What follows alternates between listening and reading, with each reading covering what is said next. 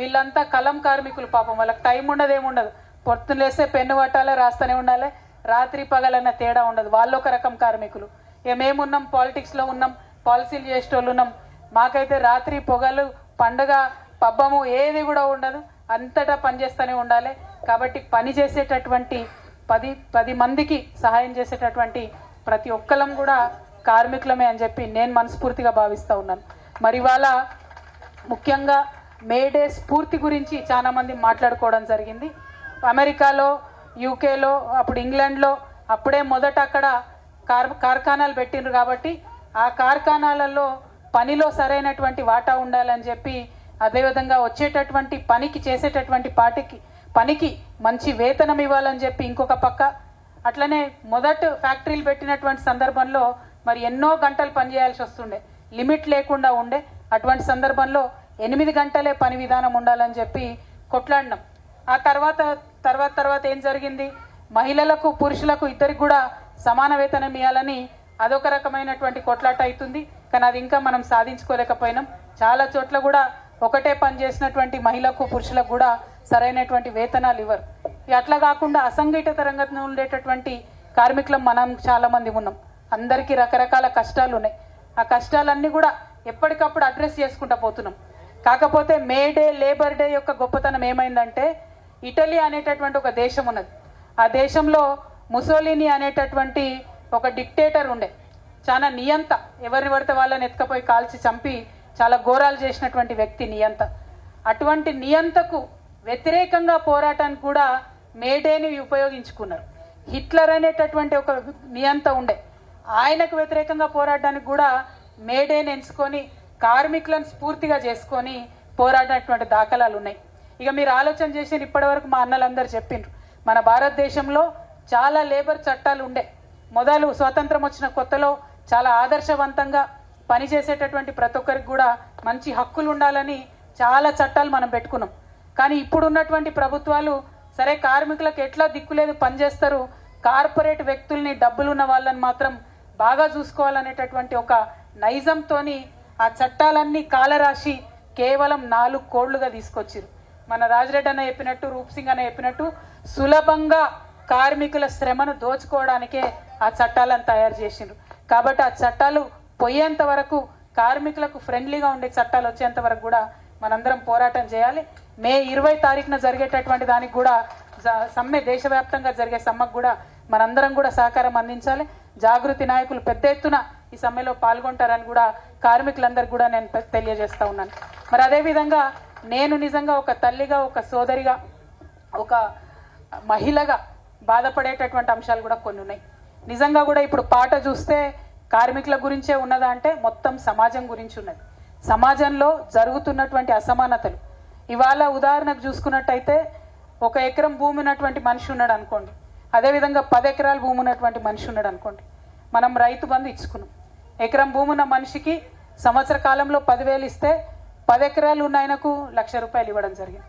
మరి ఏ భూమి లేకుండా ఒక కార్మికుడిగా పనిచేసినటువంటి వాళ్లకు మనం ఇంకా కూడా ఏమి ఇచ్చుకోవాలి.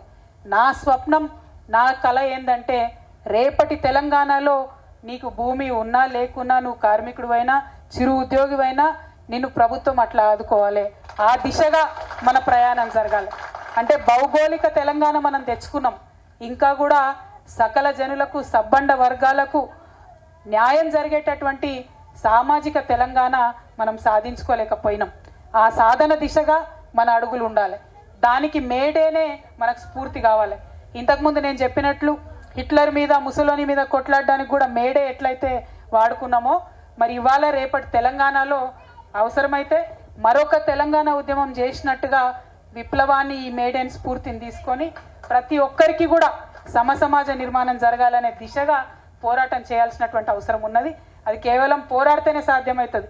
ఇందాక మా ఆశా వర్కర్ సంతోష మాట్లాడుకుంటా నాతో అంటుండే, అట్లనే మా తమ్ముడు వెంకట్ మాట్లాడుకుంటా అంటుండే, అనేకమైన హక్కులు మనం సాధించుకున్నాం, సాధించుకోవాల్సిన హక్కులు కూడా చాలా ఉన్నాయి. వాటికి అన్నిటినీ కూడా ఒక విరామం లాగా పడ్డది ఇప్పుడు. కానీ వాటిని వదిలిపెట్టకుండా వెంటబడి ఖచ్చితంగా సాధించుకోవాల్సినటువంటి అవసరం ఉన్నది. అది లేబర్ కోడ్ కావచ్చు, ఇంకోటి కావచ్చు. ఇంకొక చిన్న ఎగ్జాంపుల్ చెప్తా.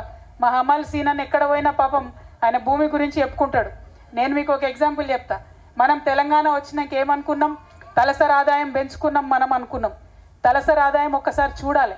చూస్తే ఏమవుతుంది? రంగారెడ్డి జిల్లాలో 8 లక్షల చిల్లర తలసరి ఆదాయం ఉన్నది. తలసరి ఆదాయం అంటే ఏంటంటే ఇండివిజువల్గా ఒక్కొక్క వ్యక్తికి వచ్చేటటువంటి ఆదాయాన్ని అందరినీ కలిపి గుణిస్తారు అన్నట్టు. దాన్ని తలసరి ఆదాయం అని చెప్తారు. దానివల్ల మన సమాజం ఎంత ముందుకు పోయిందని చెప్తారు. తెలంగాణ రాకముందు ఇంకా దారుణంగా ఉండే. తెలంగాణ వచ్చినాక ఈ 11 ఏళ్లలో రంగారెడ్డి జిల్లాలో తలసరి ఆదాయం 8 లక్షలు ఉంటే, రంగారెడ్డి జిల్లా నుంచి కరెక్ట్ 10 కిలోమీటర్ల దూరం పోతే వికారాబాద్ ఉంటుంది. ఆ వికారాబాద్లో మొత్తం రాష్ట్రంలోనే అతి తక్కువ 1,58,000 మాత్రమే తలసరి ఆదాయం ఉంది. అంటే 10 కిలోమీటర్ల దూరంలో ఎంత అంతరం ఉంటుంది? ఆ విషయాన్ని అద్భుతంగా మా తమ్ముడు ఏం చెప్పిండు? ఒకటిది మేడ ఉంటుంది, మేడ ముంగటినే మురికివాడ ఉంటుంది. ఇంత అసమానతలు ఉన్న సమాజం మనదని చెప్పుకుంటొచ్చు. ఆ అసమానతలు పోవాలి. మనం భారతదేశానికి ఎప్పుడు కూడా తెలంగాణ దిక్సూచిగా నిలిచినాం. అది ఉద్యమంలో అయినా దేంట్లో అయినా మనం ఒక ఎగ్జాంపుల్గా నిలబడ్డాం. రేపటి నాడు జరగాల్సింది అదే. మన తెలంగాణలో ఖచ్చితంగా మరొక ఉద్యమం రావాలి.